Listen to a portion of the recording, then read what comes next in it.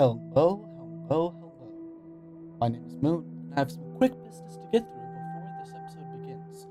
First off, this is the 5th episode of the B Team campaign we are currently producing. Make sure to check out the A Team campaign and other content we put out as well. We are very new to this, so please forgive any mistakes with audio.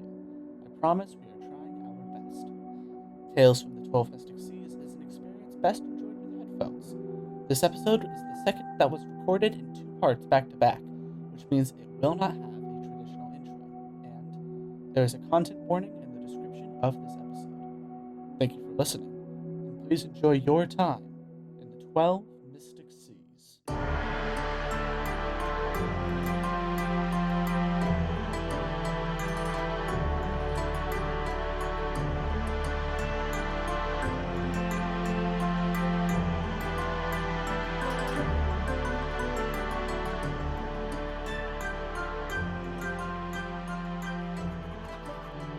Well, would it be silly and fun if it signified if I played a little melody that signified we're in the next day? Ooh, sure. All right, ready? Here we go.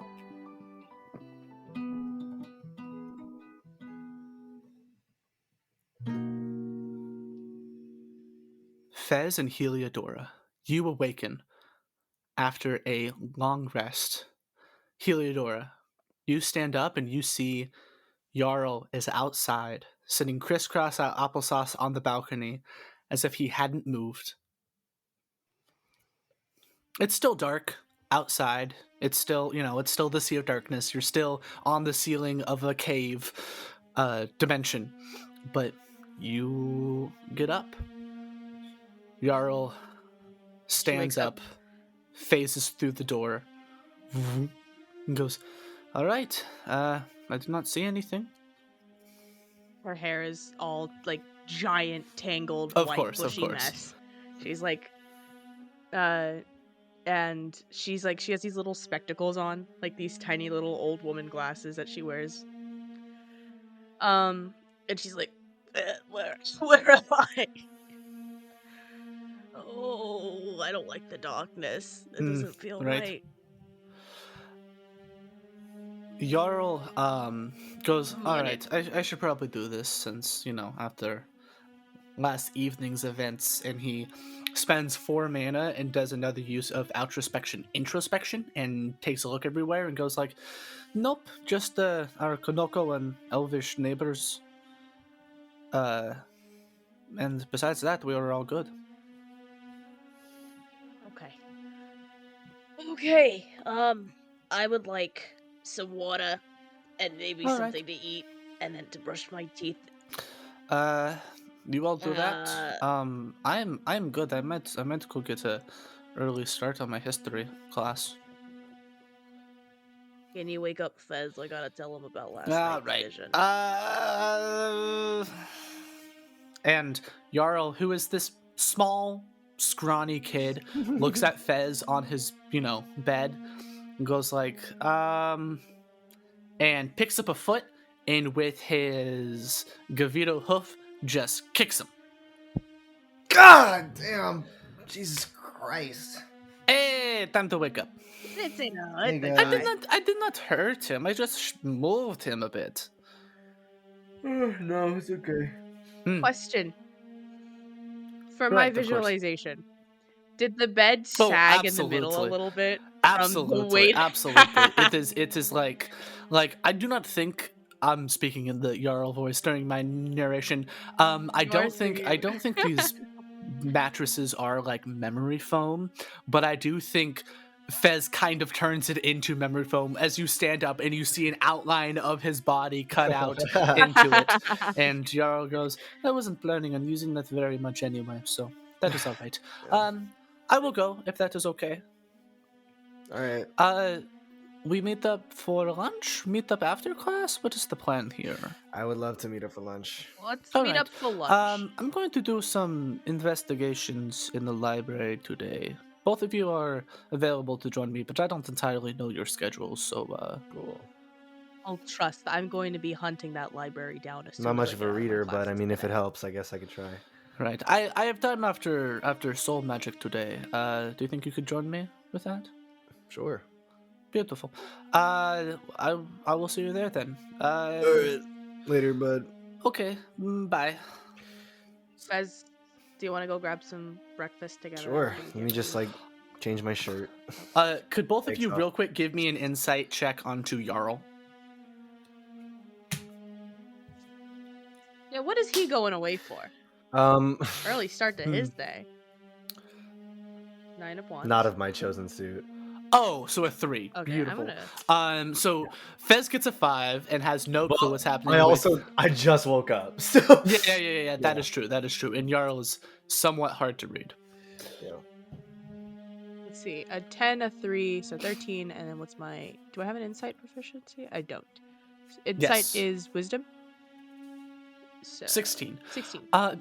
Heliodor, you get the sense that Jarl is so excited and so ecstatic and so happy to have friends to have plans with, and while everything is so bad because there's this stuff with your thing and then you know your artificing thing, and then there's the thing with your uncle, you know, heavy quotations around uncle, and then there's Fez's whole seeing a ghost thing, and Jarl, like, you don't know, but he like probably walked out of the door and then went "Eee!" and then just like walked forward to his classes because now he has something to look forward to in his day.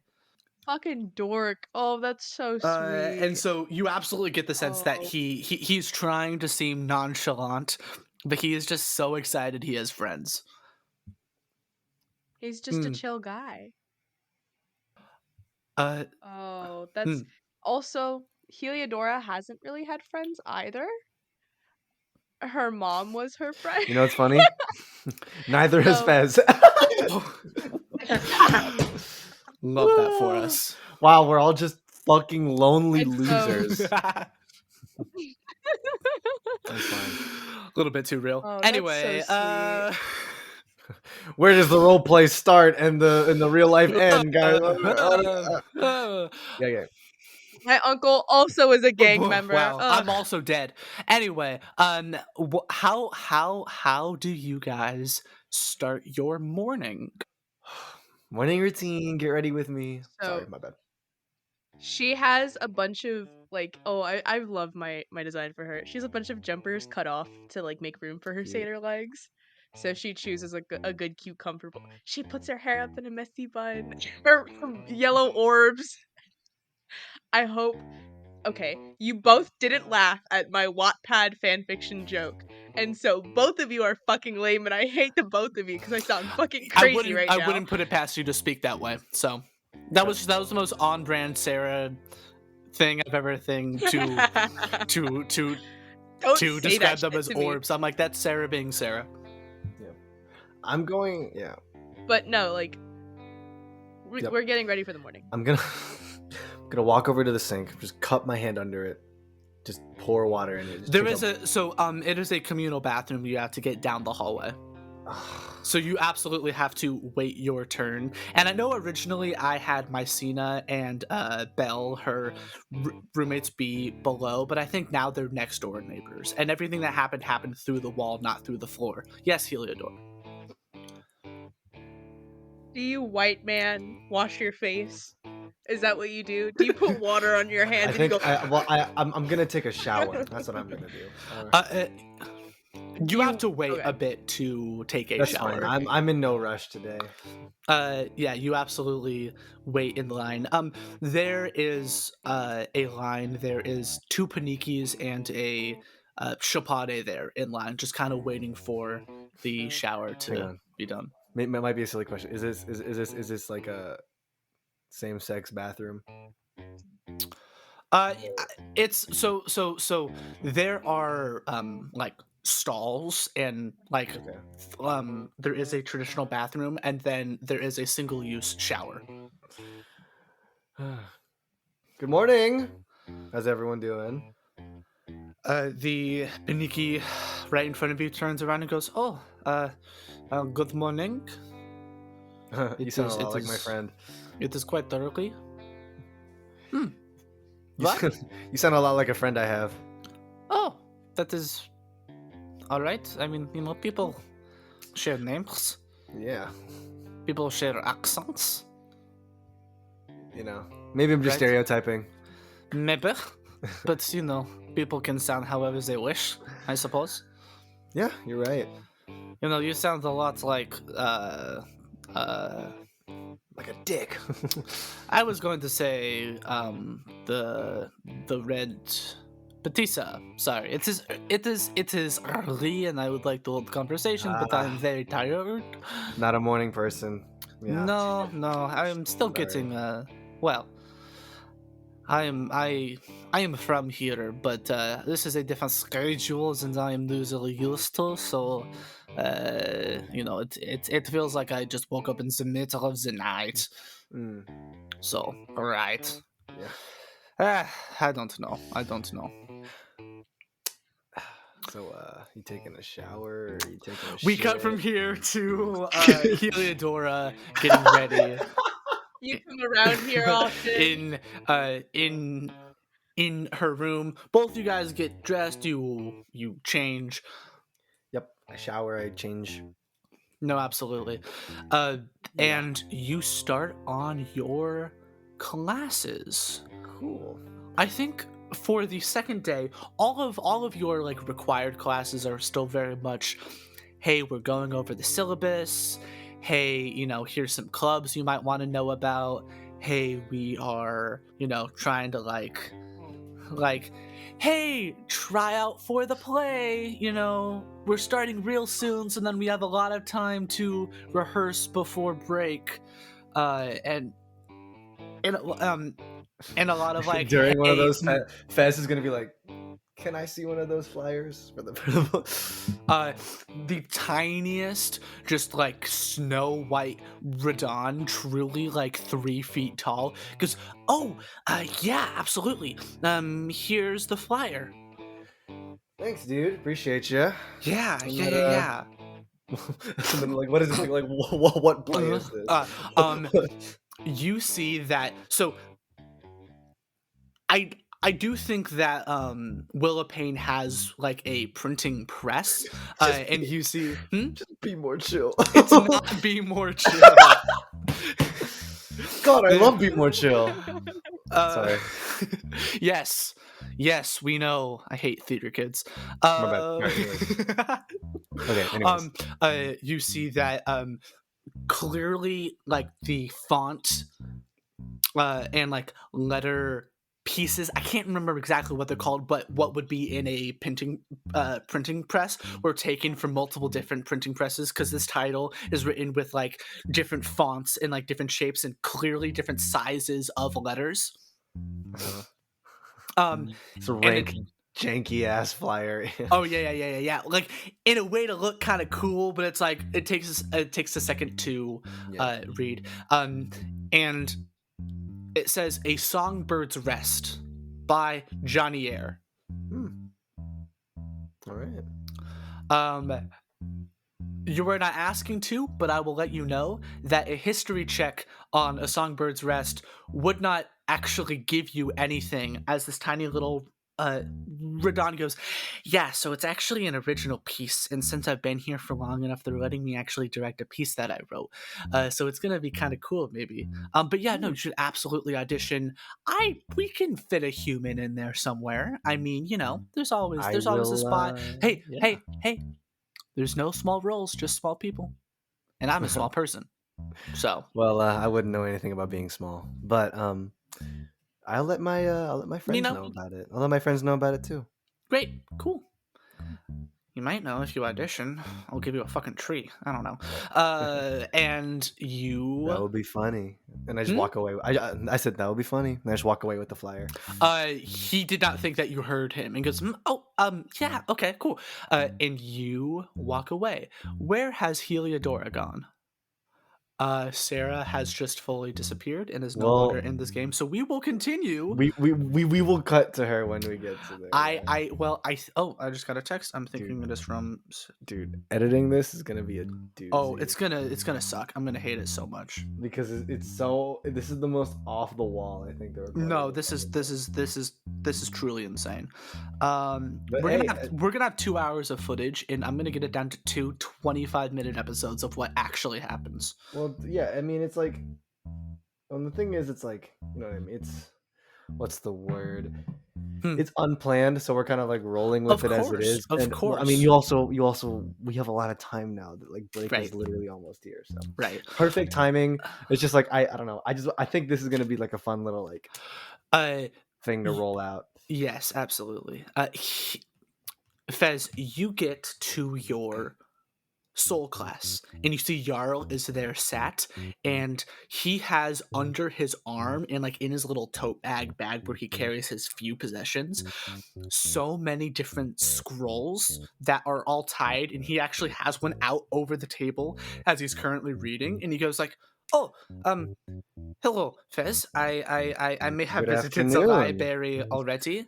I see that. Look at you, bookworm. And I'm like tap the book. I'm like, what's all this? Is this for? So I'm gonna like lean over. Is this for the artificing thing? It is a little bit for the artificing thing. Okay, gotcha. And it is a little bit for the symbols that I have and you have, because we have not talked about that, but you have Govito runes for some reason. And it is a little bit for the ghost lady that you saw. And it is a little bit for maybe the mob. There's a lot going on, but you know what? There's a lot of things happening right now, I do think. So but I think for now, Fez, we should keep it low and let's get through this class so we can talk about it with Heliodora. I am a very low profile. I am the most low profile person you've ever met. I'm gonna look at your desk and it's like coated with books, and I'm like, well, I mean, books, a few books, mostly long paper scrolls, like truly some ancient tomes. You are talking with Jarl about this, and you hear 2 quick claps as Mrs. Trinity, the non-Doi soul teacher, floats down from the ceiling as she goes, hello. We are here today to learn about the soul and what it means. I have had a very interesting update with my soul this last evening. And now I have discovered something much more powerful that I can share with you all. We will be going a little bit against the syllabus, but that is all right. Souls are ever changing. And she goes into a whole long thing. Fez, she talks a lot about rhythm and flow of the soul. And she talks a lot about how specific moments can hold, like, if enough souls are a part of a specific moment or a specific event, then a part of their soul kind of detaches and stays with that event. So, like, now, you know, this doesn't entirely hurt the soul, but if something is a big enough emotional or for whatever reason wise, that event kind of stays as a moment in time that powerful enough soul magic users can access. It's like the soul, not of a person, but of a moment. I gotcha. And she goes, imagine, if you will, an arena. And she goes to, as a hypothetical, describe what you saw last night. And she goes, now, understand, everyone. That event I just described to you is a hypothetical. I'm going to need a base charisma check, as she is scanning this audience right now. What is your reaction to this to this knowledge? Luck point. Yeah. Sorry, I don't know why. No, you're fine. You're fine. I'll line up the noise for when you made the noise too, because that's fun. 16. And I would say he's trying to keep like a straighter face about this because he doesn't want to be like give away that he saw something of that sort. Of course. So he's gonna try to like, just like keep it tight. Oh, absolutely. Yeah, give me just a base charisma check, or maybe deception if you're trying to specifically hide your reaction to this. Cool. I'll do that right now. Yeah. So I'll do a. So 6 + 6, 12 plus 3, so it's 15. A 15 on a wisdom check. I got a queen and a 6 of my chosen suit, which is a 19. Plus a 6 to wisdom is a 25. Shit. Well, as Mrs. Trinity looks over the crowd and goes, right, well, these events, these moments in time, as she's kind of speaking about this, Jarl's gonna turn to you as you have all these like two-sided tables, right? These long tables where you're supposed to sit at either end. Jarl turns to you and gives you a look of like, did she also see what you saw last night? Yeah, I'm gonna give him I'll shoot him like a side eye. I'll be like, and then she talks about notable versions of this. It's like, if you had the big moment in your life, if you were there for one of these events, you would absolutely be able to access it, right? Through the power of soul magic. Now, beyond just seeing what happened there, who knows? You might only be able to experience it again by tapping into this raw emotional soul power. But hey, and the rest of the class, she kind of speaks about this and speaks about situations where this might be useful and like practical applications of this. She goes, there was a man I knew.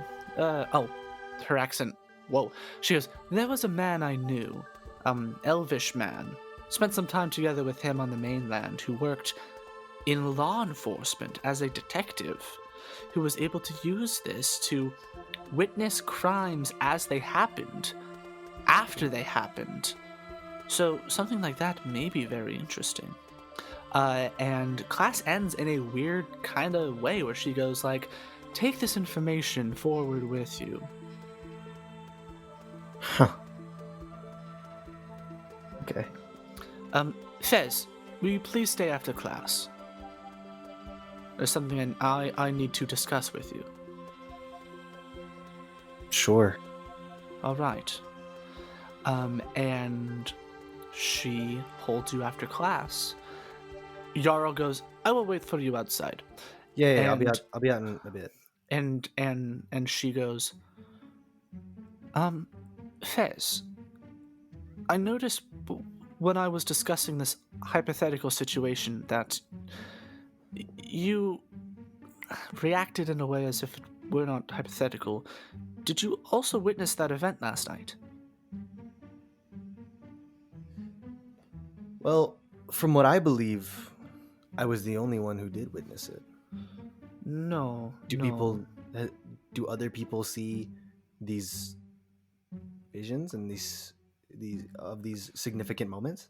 I did. Okay. Last, it would have been 4 or 5 minutes after campus shut down.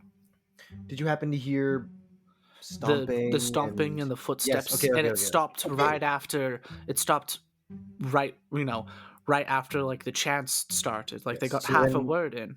We did see the same thing. Yes, I suppose. From where I was situated, up in my living quarters, I was looking down upon it. It was as if the old arena had formed itself again, had lifted itself up from the ocean floor. And you realize she's saying she saw it as well as hearing it. And I don't know. Just, this shouldn't happen here on campus. That event that happened 75 years ago was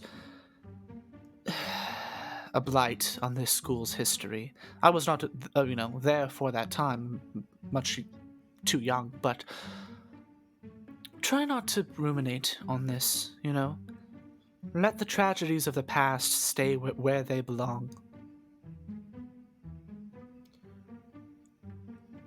Okay. Whatever you said.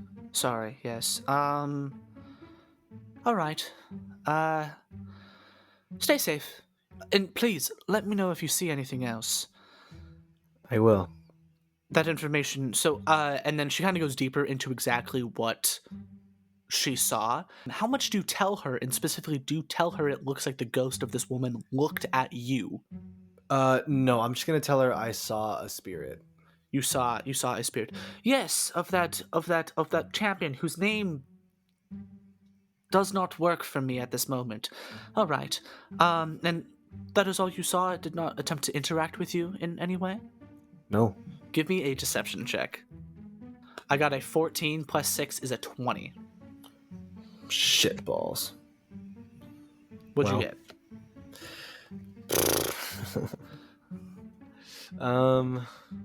That's an 11 plus a 3, which is not enough.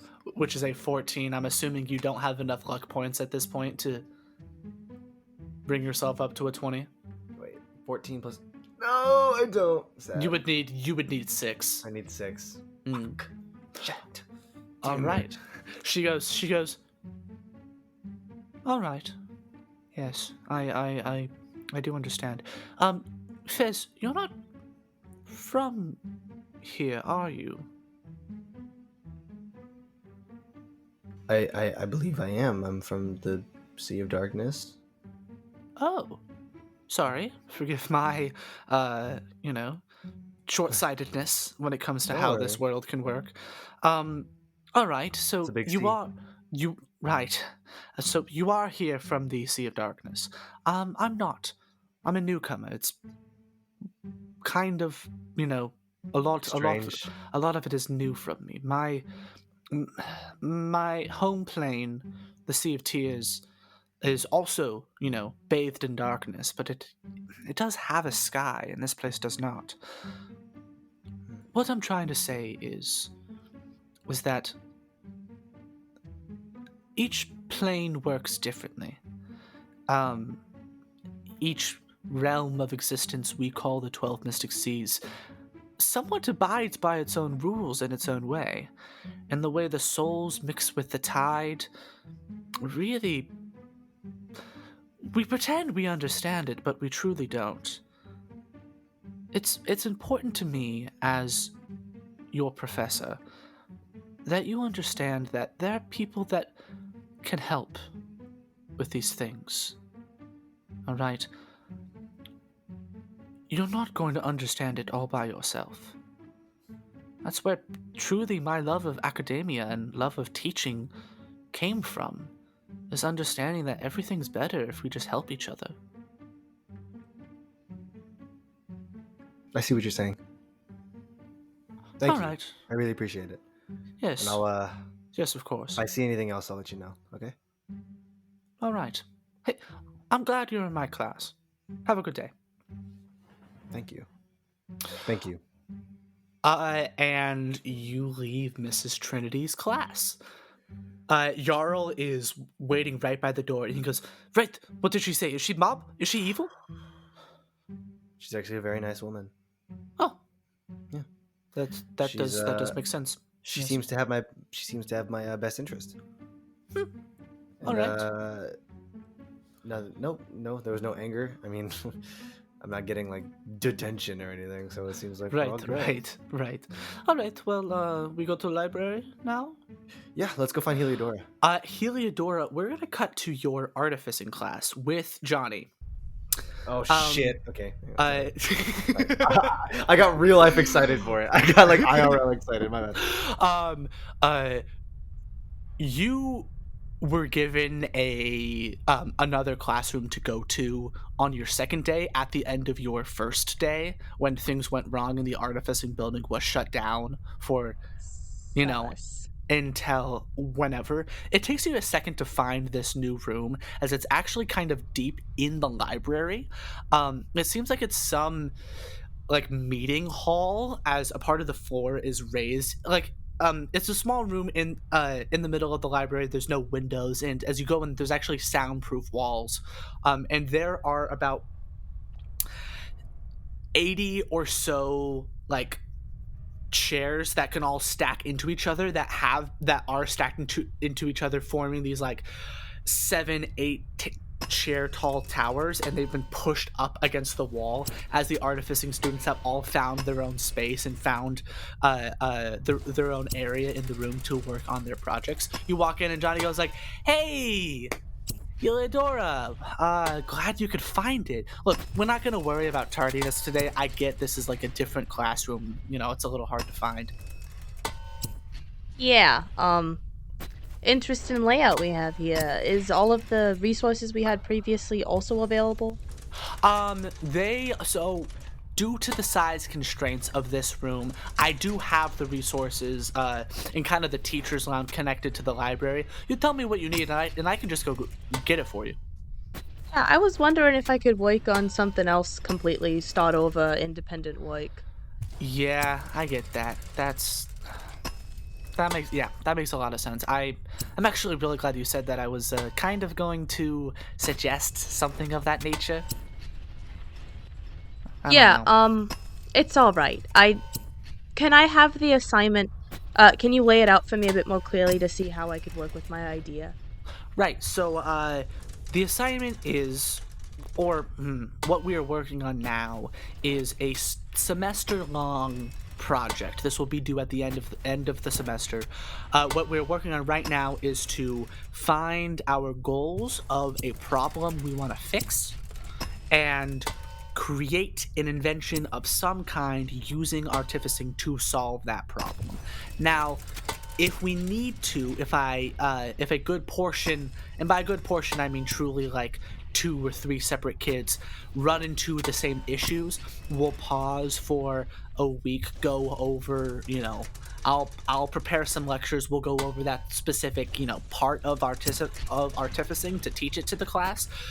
But the thing is that, the way you make these magical items, the way you bless, these contraptions in these machines with the gift of Arcana is so different from all these different cultures, and it's so different from all these different, peoples and worlds. Everyone uses it for different reasons. It didn't really make a lot of sense to me to teach everyone the same stuff at the same time, because everyone's going to come here with different, modes of working, right? So work out what you know. I'll teach you the rest. All right. Well then, thank you so much for the clarification. Yes, of course.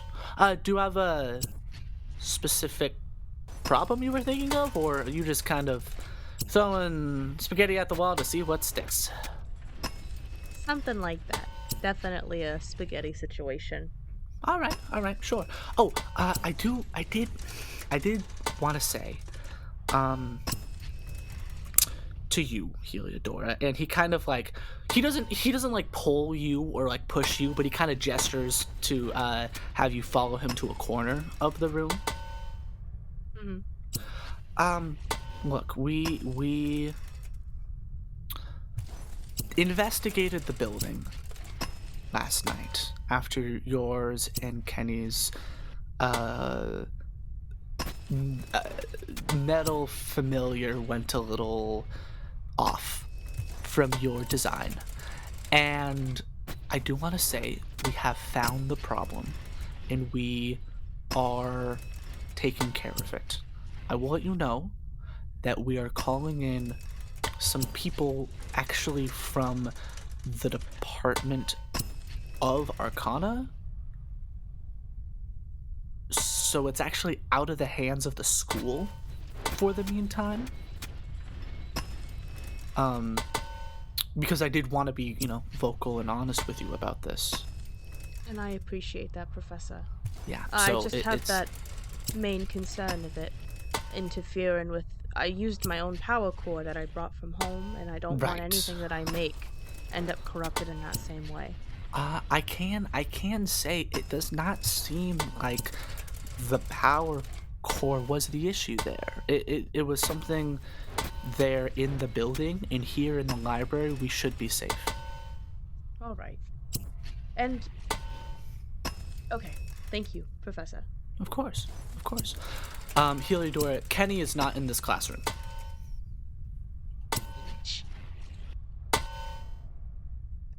Clocked that immediately. But what I'm working on now is entirely different from what she wanted to work on previously. Yes, of course. So I'm going to make a gun. Beautiful. So I'm going to build a firearm. On school grounds? Oh! There are duels. Dueling just came back. People walk around with swords and crossbows everywhere. Well, that's right. On day one, there was one cowgirl lady. Yeah. I'm sure she had two fucking whatever. You know what? I was just okay. You know what? This isn't regular. This is fantasy world. This is fantasy world. Fantasy world. This is a fantasy world. We're allowed to have firearms on campus. Heliodora, what type of firearm are you attempting to build? So, Heliodora, pause before I answer the firearm question. Putting her proposal together for her project is the problem. I am too weak. The solution, I am building a gun. A gun. Yes, absolutely. A fucking gun. In the end, the goal is to have created an entire full suit of armor to enhance her combat abilities. Ooh. And so she's starting with a gun. Interesting. Holy shit. Okay, Reinhardt. Yes. I want to make a rifle. Okay. Okay. If we're gonna go with the Overwatch reference, something akin to we don't have to. Can you tell we're all losers? No wonder we don't have any. Yeah. Well, because it looks something cool. Make a League of Legends reference. Yeah. Oh. So Ash's gun. Okay. Yes. Hold on. That makes sense to me. No, I get it. No, that's a badass gun. I fuck with that. No, it's cool. It's a cool gun. I'm not gonna sit here and capalones. Like it looks fucking bus. So Ash's gun. I'm going to lever arm rifle. Bitch, it's Winchester rifle season. That shit's lever activated. You pull that shit down, you cock it up. But interesting. Okay. The whole gimmick is that it is not a normal gun. It has an automatic aim assist. Ooh. That's programmed into it and is powered by one of her little power cords. She's cheating. She has aimbot. Okay, absolutely. So it corrects itself. Yes. Almost. Or like the bullets that she's like somehow we'll figure it out. You know? Absolutely. Is this will you be using a already existing mechanical modification, or are you not homebrewing, but making a new one now in this moment? You know what this sounds like? The gun from Alien Romulus.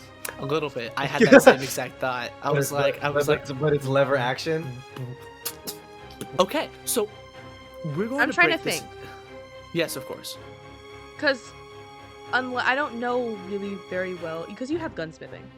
Yes. Or you have something akin to gunsmithing. I have spell slinging, which is a skill tree, but I do not think this is spell slinging because you are making the gun. Not. I need to use that skill tree more. Sorry. It's so cool. This is my plan to eventually take on spell slinging. Badass. Well, Sarah, you know Odyssey's rifle is based on Ash's rifle from Overwatch. You motherfucker! Are you kidding? I'm not even joking. I still told you it's a lever action rifle. I don't remember. Oh no! Wait, you did. Oh, see, this is why we're triplets because we're exactly the same. We're all referencing Overwatch, right? Well, to be entirely fair, I think this is just us working on like the same wavelength. I said that because in my mind, Crow Dakar guns evoke the exact same aesthetic. And absolutely. So she's making a crow gun. Yes. Cool. So let's Interesting. I have a choice to make here. I love above table. I love that above table conversations are gonna make it into the episode. Oh, absolutely. Okay. Here's a decision we can make right now in this moment, because Heliodora is a scrote, grew up in the Scropa society. Are you making a gun that is a cultural thing, or are you making a gun based on one Crotokar that you met? And I thought about that when I listen, I thought about that. Here's what Heliodora was a shut-in for a lot of her life, and she's also not Crow. So she probably would not have met Odyssey. However, depending on the timeline, it doesn't mean Odyssey wasn't infamous. That is true. Well, true. And the only other thing I would say is that my plan is that Odyssey built the Final Prayer, her lever action rifle, kind of from scraps by herself. Now, we can establish the lever action rifle as a Crotokar thing, if you want to pull from that to build this gun as Heliodora. That just means I will have to go change some of my backstory. No, I think it's not a lever action rifle. It is a strictly rifle pulling from the same aesthetic that we've described. Okay. And that in your backstory, your character, that's how it's unique. Awesome. Sounds good to me. Typical lever action rifle. I think mechanically this will be a wooden rifle, as I have in the equipment page. First, give me a mechanics check to build this gun out of the materials you are given. Do I have... Okay, so do you remember we were talking about how copper is a thing for Crow? Yes, Is there gold among the materials? Like, available to you? Yes. You ask Johnny about that, because you can't have access to it. You have to ask him, and he will go get it for you. He goes, yeah, sure. How much gold do you think you need? It's just for embellishments. Oh, all right. And programming. Ooh, okay. So I can give you a small amount for some arcane purposes, as you know. Yeah, we both know gold carries stuff well in artificing. Unfortunately, I don't think we have the resources for embellishment, but if you want to add that on your own time with your own items, then that would absolutely be encouraged. Make this look as pretty as you want, darling. Make it look great. Okay. But she requests the other materials as well for her gun. Absolutely. You get wood, you get iron, you get everything you need. This wood has this like dark, like almost swamp green tint to it, but only when held up to the light. Normally it just looks like a dark oak, like it's like but like when held up to the light, it has this weird twinge to it. The iron you get is your typical iron, as Johnny has set up these portable forges in the middle of this library. It is funny because as you were walking up, this room you're in the library is so soundproof that it was silent, and then you open the door and you hear like hammers against metal, and you hear people like testing other gunpowder things and like metal clashing against metal. So yeah, Johnny comes back, you get the things, give me that mechanics check, which you have proficiency in, I assume. Yeah. I will give you proficiency in it. I do not care. You should have that.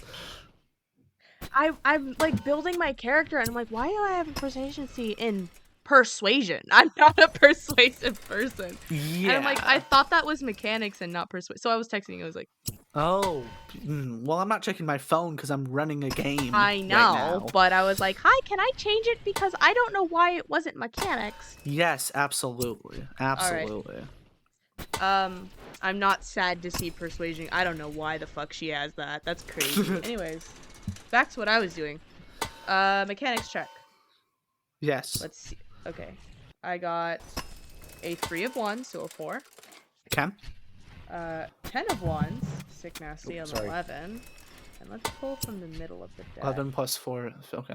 Okay, so I have an 8 of Wands and a 10 of Wands. Ooh, so that's an 11 plus 9. That's a 20 already, plus your intelligence.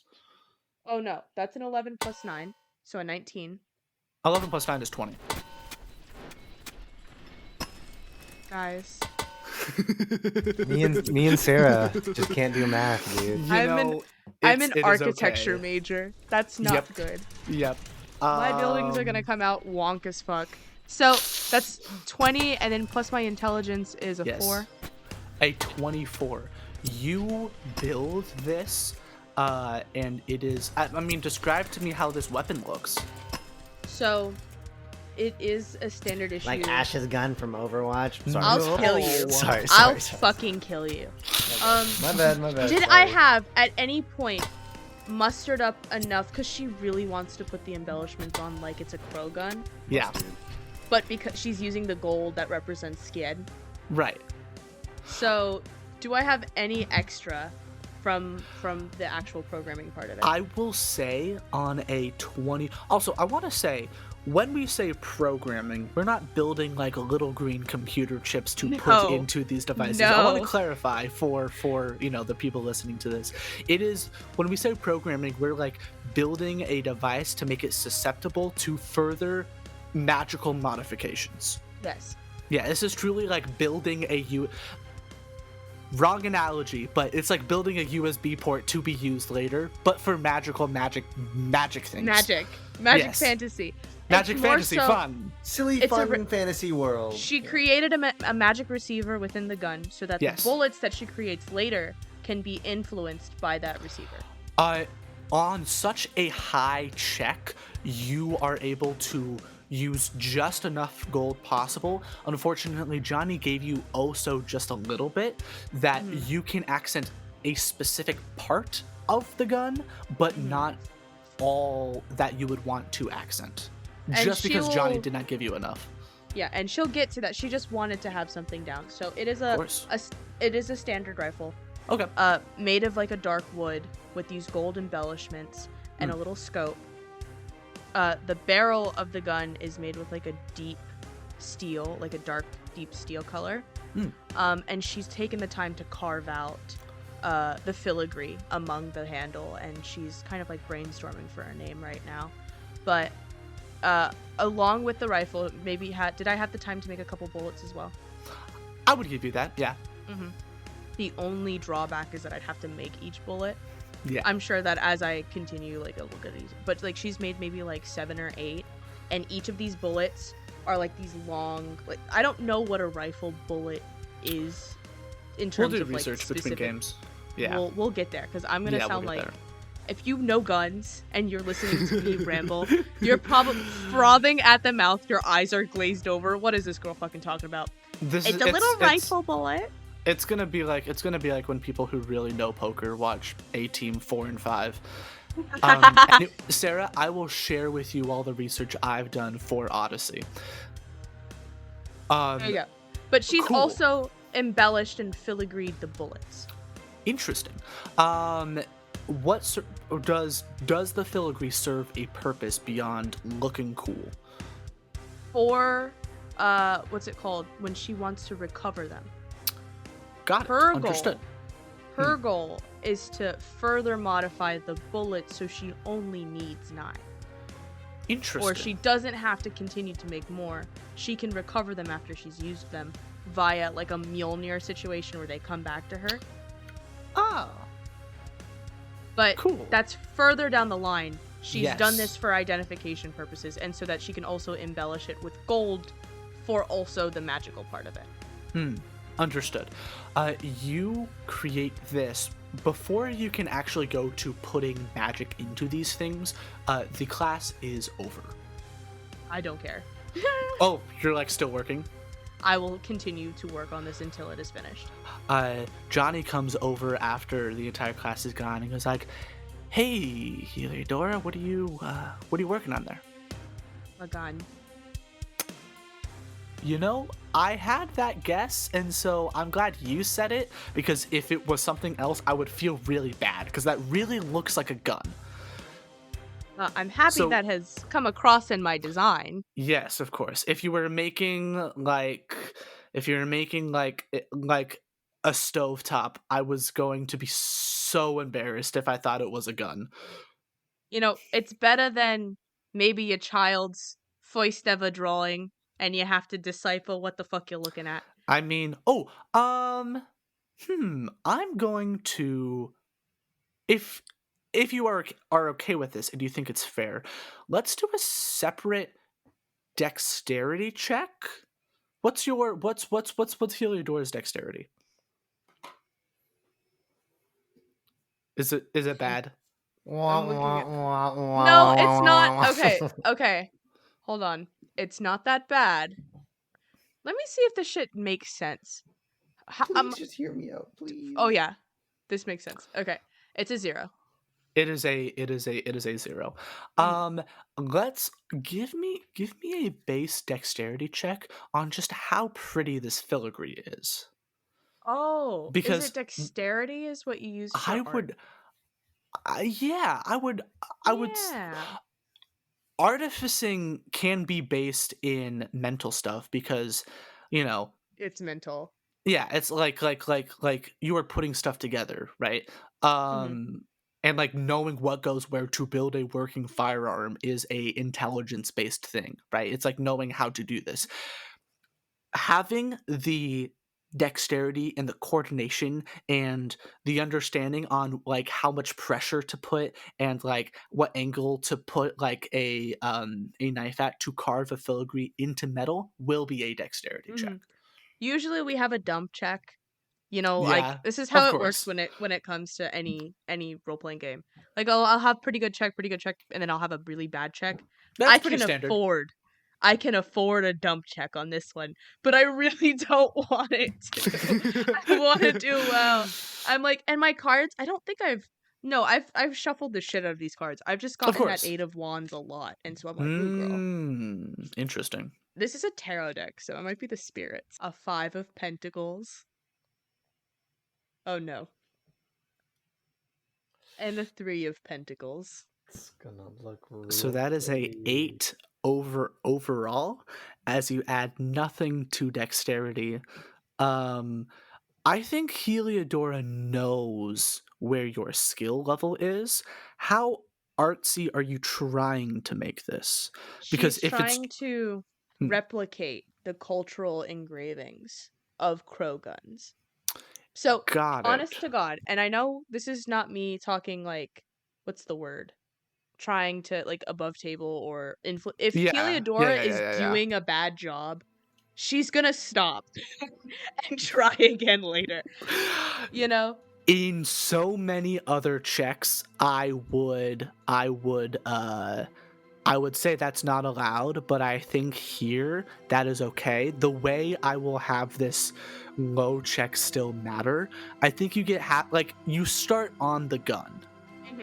Right? And so I think the left half of your gun, the filigree, is just not good. It looks I think Johnny goes like, "Oh, are you gonna put some like hemocraft in here? Is that like veins? Is that like..." Oh, I see. No, I see the vision. I get it. So it's like the roots of a tree. Right? Professor Johnny. Yeah, what's up? You're a petitha. Yeah.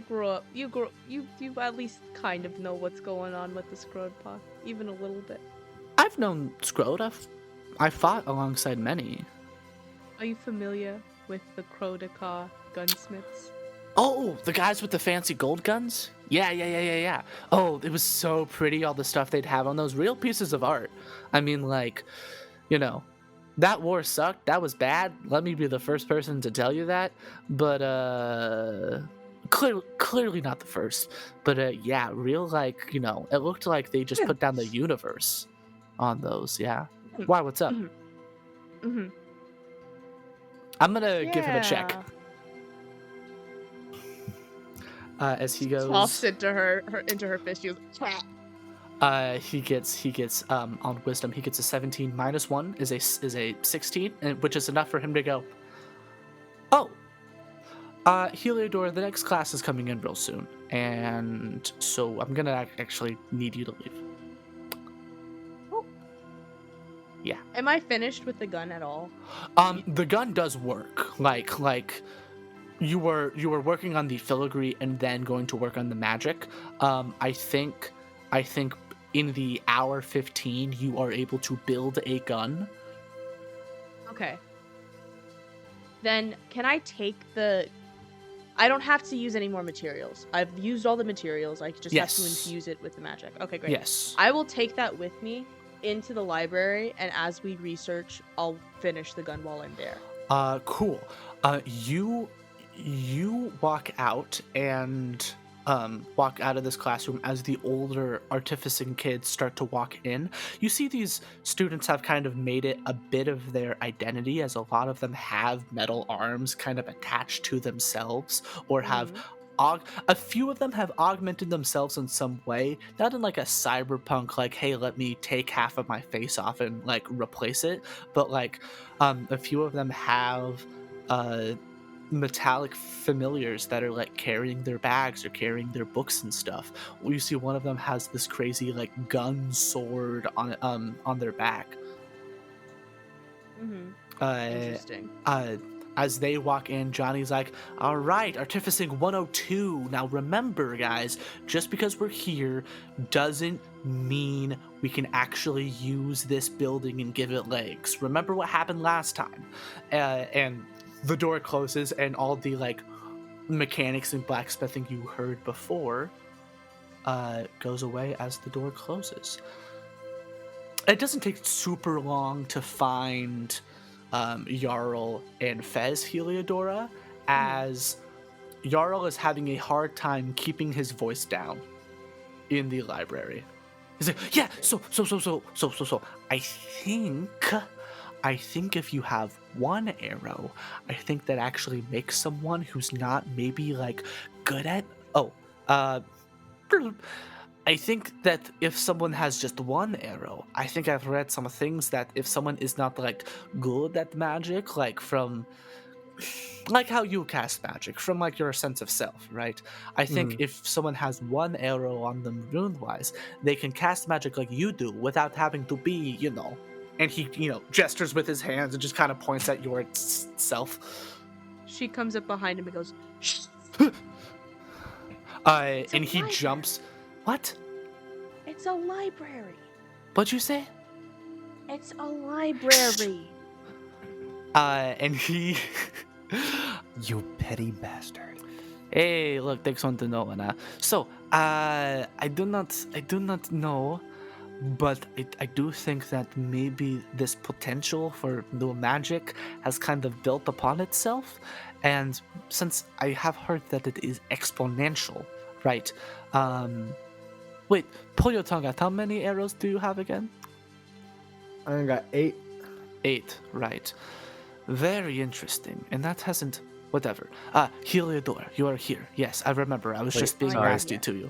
Continuity. I think I have 9. 9, right. Yeah, continuity. My fault. It's all right. I do forgive you. Wasn't it 8? Hang on, wait. Just for my symbol. Of course. I want to make sure that I'm getting this right. While this happens, Heliodora, I have looked into some things, and It's 8. And I definitely think that your uncle is a mobster. Shut up. Sorry. Dude. Sorry. I think your uncle is a mobster. Well, we kind of gathered that much, but like... Well, but like I looked at the ring, and there's not a lot of those rings out there. Interesting. Yeah, they hold some magical connection, so I do not know. Do you know if it was the Vivaldi or the Gilgamore family? From what you described to me, it is very specifically Vivaldi. So, what do we know about the head of the Vivaldi family? Oh, I do not. It's kept very tightly under wraps, isn't it? And Jarl has this whole table out of like all these different books and scrolls and things of this nature, and he's like shuffling through all of them. He's like throwing books onto the floor. They boom boom, these like heavy tomes hit the ground, and he picks up this paper, and it's actually this newspaper, and it looks very new. And he goes like, see, I was looking into that, and so I talked a little bit to snail mail, and I'm like, turns out you can get newspapers from all over the 12 seas, right? You said that your uncle, his children had been killed. I found this paper. Well, I asked him to get me newspapers from Cecilia Wine. On page 4, look at this. And he holds up an article that says, local man loses most children in freak gasoline incident. And it goes like, wouldn't you know? It says local man, right? And there is a straight up like a photo, like a black and white, like 1920s newspaper photograph of a satyr that looks pretty much like your uncle. And he goes, it's clear that this photo was taken paparazzi style, just like of like someone hiding in a bush, right? But you can see the ring is still on his finger. And that goes like, if his children died in a mob thing, they would not tell the public about that, right? Obviously. And it says his name is Umil. And that's where we're going to end today's episode. Thank you so much for listening. We're so excited to record more and give you guys more. Yes, and we will do it so soon. Do not worry. We're going to get back onto doing this. Don't worry. It'll be Oh, your trust. Christmas wish, New Year's wish. Oh yeah. Yes. Well, thank you so much. These last two got a little crazy, but we hope it is a fun, consistent story, and I have so many things planned. We're gonna listen back to that first episode and be like, oh, he had like 7 arrows on his tongue. Or... Oh, yes. Everything. It's like, wait, wasn't there a room below their room? Anyway, bye. This has been episode 5 of Tales from the 12 Mystic Seas, Campaign B. If you haven't listened to the A-Team campaign yet, check it out on the same channel. If you had a good time, please consider sharing us with your friends and family, or leave us a review on your podcast app of choice. Any support is greatly appreciated. Thank you for listening, and good night. May these festive times give gifts, even gifts you'd thought you'd never remember.